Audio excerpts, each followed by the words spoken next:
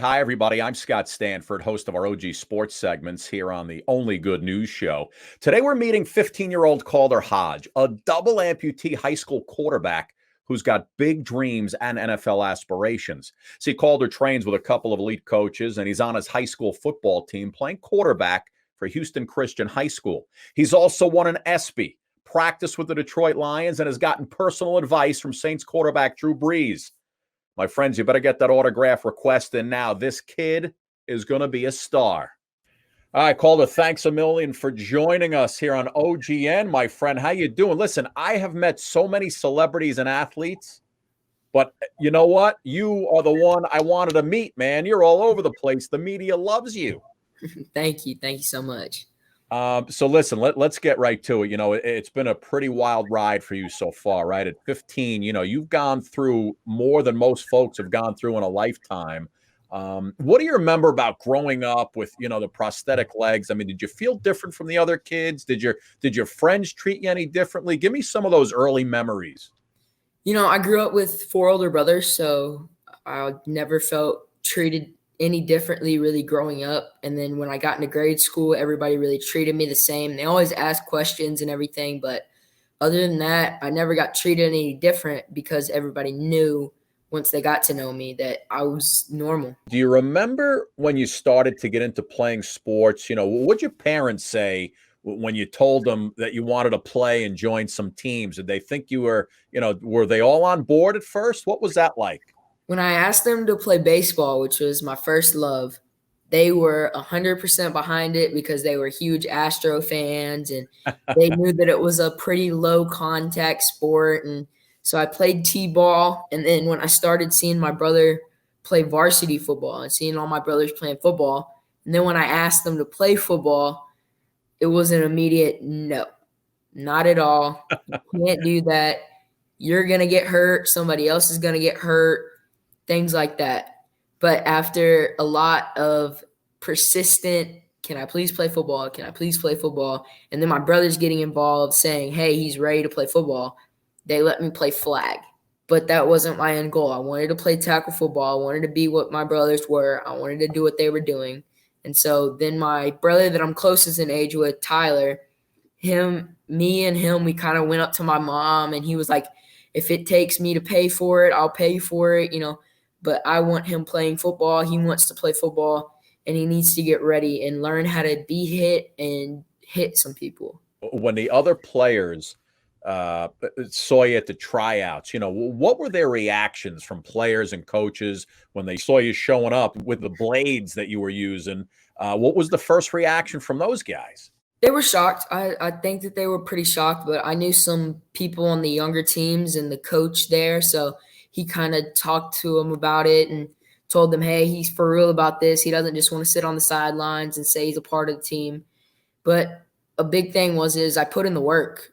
You know, I signed up to go play Pee Wee football, and they were like, well, you need to go work out with a trainer because we're scared that you're going to get hurt. And so I put in the work that summer, and I got bigger and I got stronger, and I went and I played football. I'm going to still take shots down the field. I'm going to run around. I'm going to try to make plays. I'm going to try to open some things up, and I'm going to try to play and try to win a game until the last whistle blows. What is it about the quarterback spot that made you say, you know, I want to be that guy? He's the leader of the team.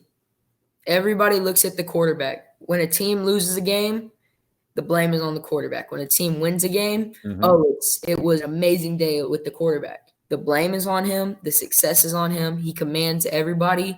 And you have to know so much to play the position. But that's fun. That's the funnest part of football. That's unbelievable. All right, listen, can your mom reach in there? Can she stick her head in? I got a couple questions for her as well. Hi, Kayla. How are you? Hi, good. How are you? Oh, it's a pleasure to meet you. You know, such an amazing story with you guys. Let's go all the way back. You know, I know you've been asked this, but you know, how tough was it for you and your husband back when he was 2 to make a decision on that surgery? You know, that was a really big decision for us. And I'm so glad that it wasn't just my husband and I making that decision. It was actually our whole family came together, his older brothers, my parents, my husband's parents, just being there and supporting and helping us to understand. You know, when he was 6 weeks old, we went and visited a doctor, and they kept looking at his hands, and they kept, you know, looking at things. And I was like, well, what about his legs? We need to, like, you know, come up with a plan for that. And they looked at me very, very clearly and said, oh, they'll amputate his legs.